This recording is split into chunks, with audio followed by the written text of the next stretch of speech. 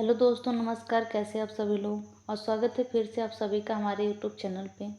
और आज स्टार्ट करने जा रहे हैं हम लोग कक्षा 7 की एनसीईआरटी जियोग्राफी स्टार्ट करने वाले हैं। आज चैप्टर नंबर 5 है, जल अध्याय को पढ़ेंगे।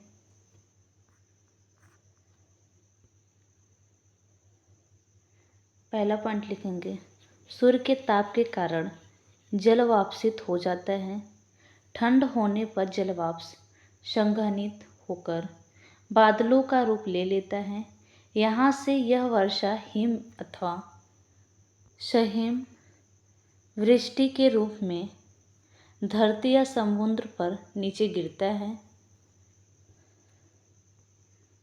दूसरा पॉइंट, जिस प्रक्रम में जल लगातार अपने स्वरूप को बदलता रहता है और महासागरों, वायुमंडल एवं धरती के बीच चक्कर लगाता रहता है, उसको जल चक्र कहते हैं। तीसरा पॉइंट, हमारी पृथ्वी थलशाला के समान है, जो जल शताब्दियों पूर्व उपस्थित था, वही आज भी मौजूद है।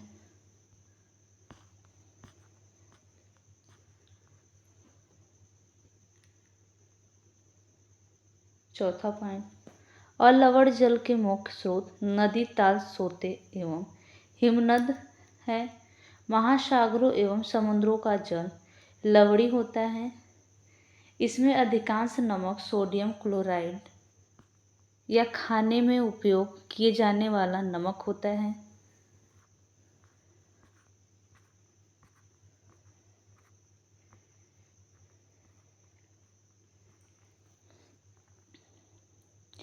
हेडिंग डालेंगे, जल का वितरण। इसमें लिखेंगे, पृथ्वी की सतह का 3/4 भाग जल से ढका हुआ है। इसी में लिखेंगे, महासागर 97.3, बर्फ छत्रक 0.02.0, भूमिगत जल 0.68, झीलों का अलवण जल 0.009, स्थलीय समुद्र एवं 0.009, नमक झीलें 0.0019, वायुमंडल 0.001, नदियाँ 100.00।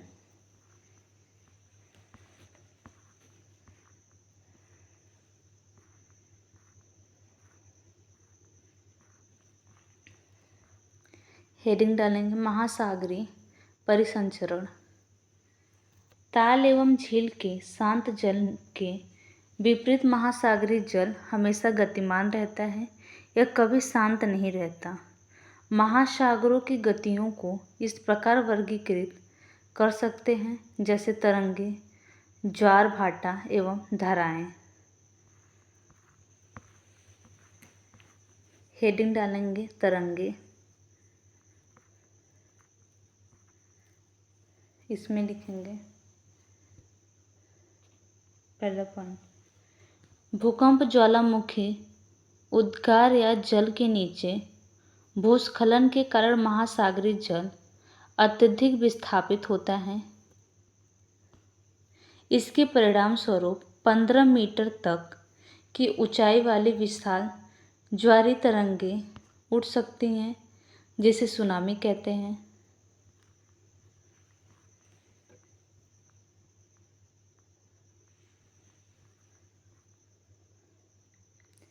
हेडिंग डालेंगे, ज्वार भाटा।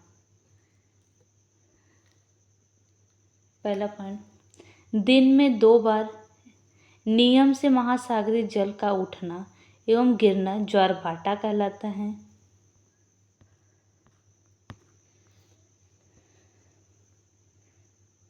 दूसरा पॉइंट, पृथ्वी का जल चंद्रमा के निकट होता है, उस समय चंद्रमा के गुरुत्वाकर्षण बल से जल अभिकर्षित होता है। तीसरा पॉइंट, उच्च ज्वार आते हैं पूर्णिमा एवं अमावस्या के दिनों में। सूर्य, चंद्रमा एवं पृथ्वी तीनों एक सीध में होते हैं और इस समय सबसे ऊंचे ज्वार उठते हैं।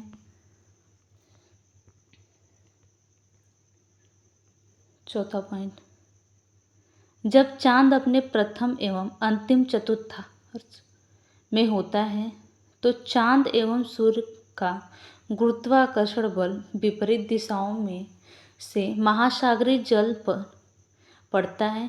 परिणाम स्वरूप निम्न ज्वार भाटा आता है। ऐसे ज्वार को लघु ज्वार भाटा कहते हैं।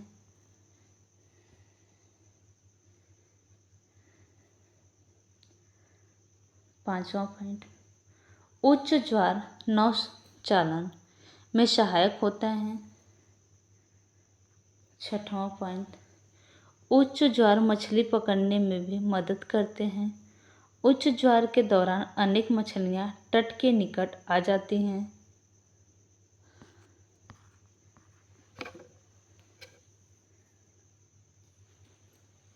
हेडिंग डालेंगे महासागरीय धाराएं।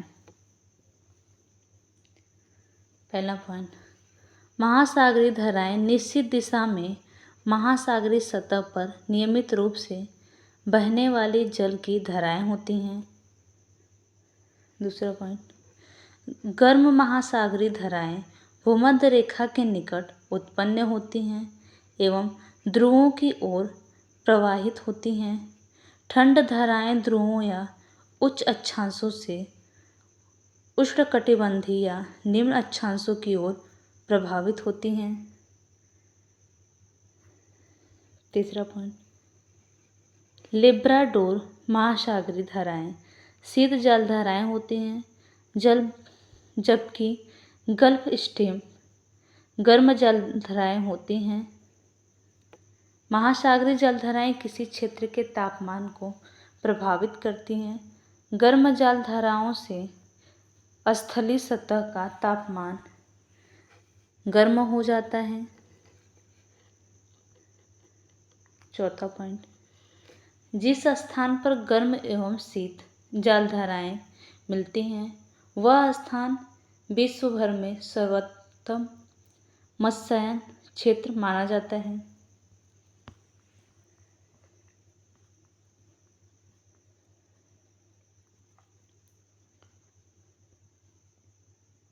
सातवां पॉइंट, जहाँ गर्म एवं ठंडी जलधाराएं मिलती हैं वहाँ कोहरे वाला मौसम बनता है।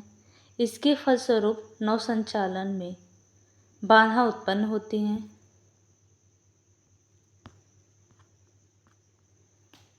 ये अध्याय समाप्त होते हैं।